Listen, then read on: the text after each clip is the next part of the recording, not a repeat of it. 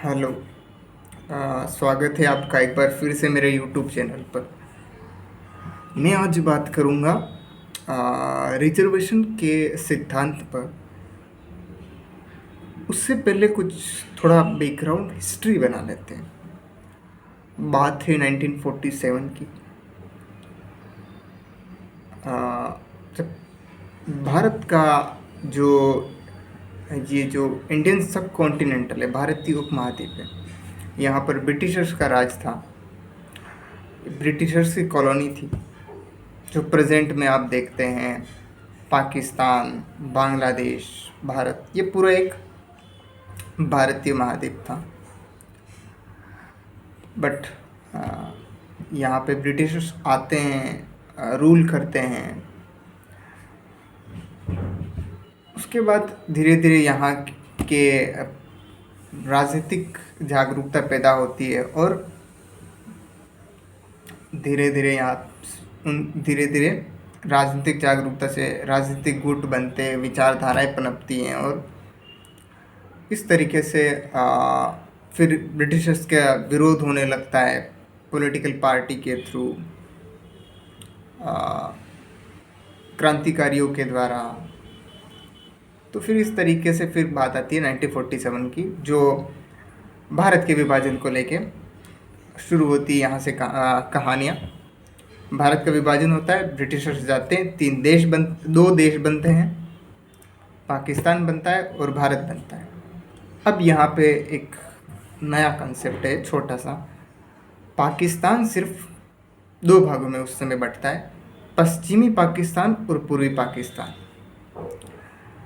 पश्चिमी पाकिस्तान प्रेजेंट पाकिस्तान है, जो लाहौर जिसकी इस्लामाबाद जिसकी कैपिटल है, लाहौर जिसकी मतलब फेमस सिटी है, ये वाला जो हम कश्मीर के साइड जो पश्चिम की तरफ देखते हैं वो वाला पश्चिम कश्मीर।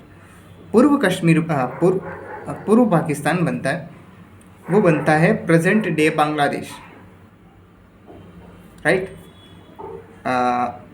जो बांग्लादेश होता तो पूर्वी पाकिस्तान जब 1947 में बनता है तब, लेकिन 1971 में पाकिस्तान के दो टुकड़े हो जाते हैं। ये पहले पाकिस्तान, पूर्वी पाकिस्तान और पश्चिमी पाकिस्तान के नाम से जाने जाते थे। बट 1971 में घटनाओं का क्रम इस तरीके से चलता है कि पाकिस्तान का विभाजन हो जाता है। पाकिस्तान पश्चिमी पाकिस्तान ही बना रहता है और पूर्वी पाकिस्तान बन जाता है बांग्लादेश, जो नया देश के रूप में जन्म होता है।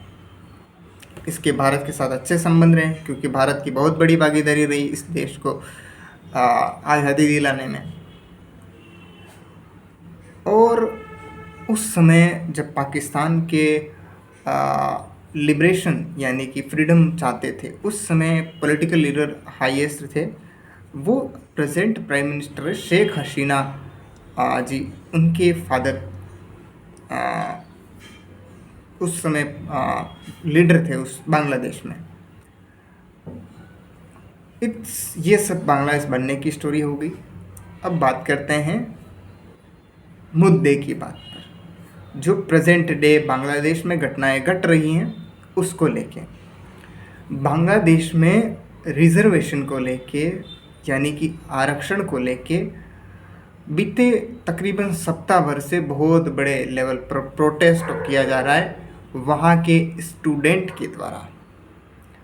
वहाँ के स्टूडेंट्स का ही कहना है, और ये सही बात है, कि वहाँ पर रिजर्वेशन का बहुत बड़ा वेटेज, कुछ बहुत सारी सीटें रिजर्व हैं। कोटा मतलब कोटा बना हुआ है कि इतनी सीटों पर तो आरक्षित होगी और बाकी बची सीटों पर आप फॉर्म भरिए और जो लीजिए। तो ये सब समस्याएं वहाँ पर हैं, और इन सब में सबसे ज़्यादा रिजर्वेशन है वो हैं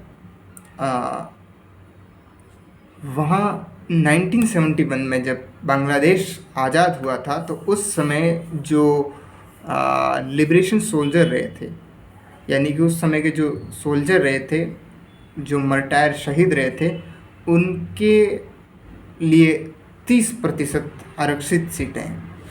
बाकी माइनॉरिटीज़ हैं, डिसेबल्ड पीपल के लिए हैं, इस तरीके की और भी हैं, जो कुल मिला के 56% कुछ इतना बड़ा रिजर्वेशन रहता है। बाकी 44% रिजर्वेशन बनता है जो वहाँ की जनरल कैटेगरी के लिए बचता है।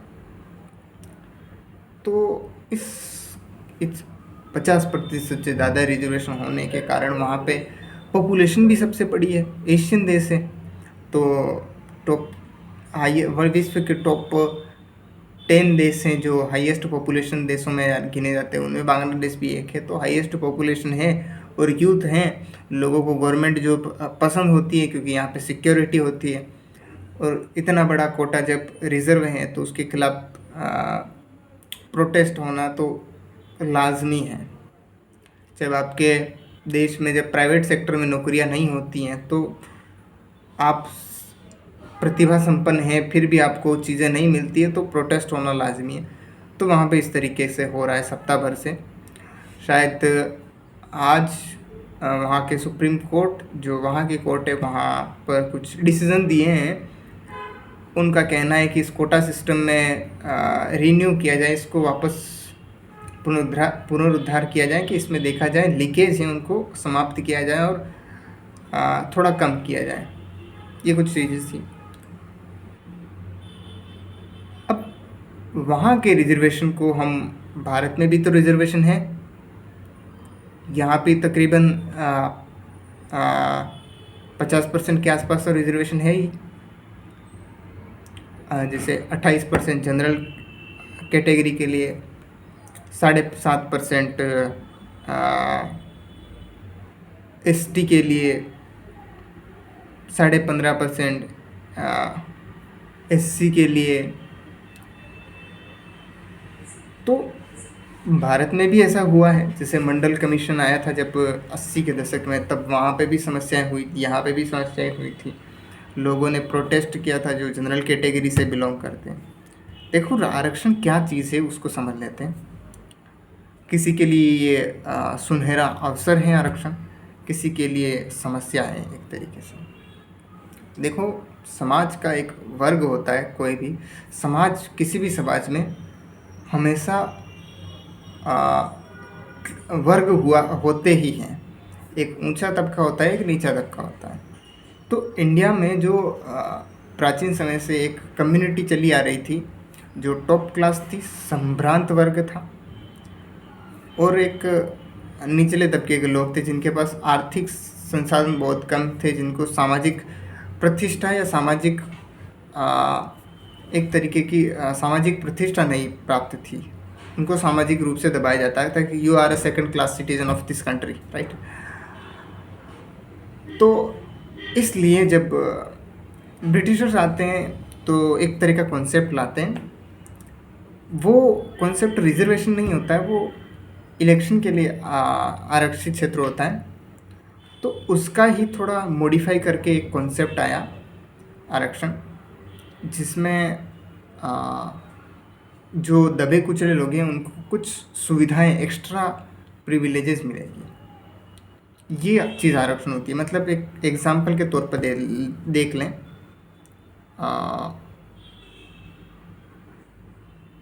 जैसे एक फैमिली में 2 बच्चे हैं, एक बड़ा है एक छोटा है। तो बड़ा बेटा जब कुछ कर सकता है, खा सकता है, बना सकता है कुछ भी, उसके पास, क्योंकि वो बड़ा है, उसके पास कुछ संसाधन ज़्यादा है। छोटा बेटा है वो कुछ विकलांग है, तो उसको कुछ एडिशनल चीज़ें दे दो, क्योंकि उसके पास शारीरिक रूप से अक्षमताएं हैं। तो यही कॉन्सेप्ट होता है समाज आरक्षण, कि समाज के कुछ ऐसे लोग हैं जिनके पास क्षमताएं नहीं हैं, या कुछ समय से वो senior class, second class citizen के तौर पे उनको बर्ताव किया गया है। तो गवर्नमेंट ने, हमारा कॉन्स्टिट्यूशन शुरू हुआ तब से कुछ प्रावधान कर दिए कि इनको सरकारी नौकरियों में, स्कॉलरशिप में कहीं एडमिशन लेना हो, इनको कुछ सीटें इनके लिए आरक्षित होगी। तो ये कुछ चीज़ें होती है आरक्षण, मैंने आपसे एक्सप्लेन किया, क्योंकि बांग्लादेश में ये आरक्षण को लेके कुछ बहुत बड़ा ज्वलंत मुद्दा बना हुआ था, तो मैंने वहाँ से कवर करते हुए इंडिया को भी थोड़ा सा डिस्क्राइब कर दिया। Thank you.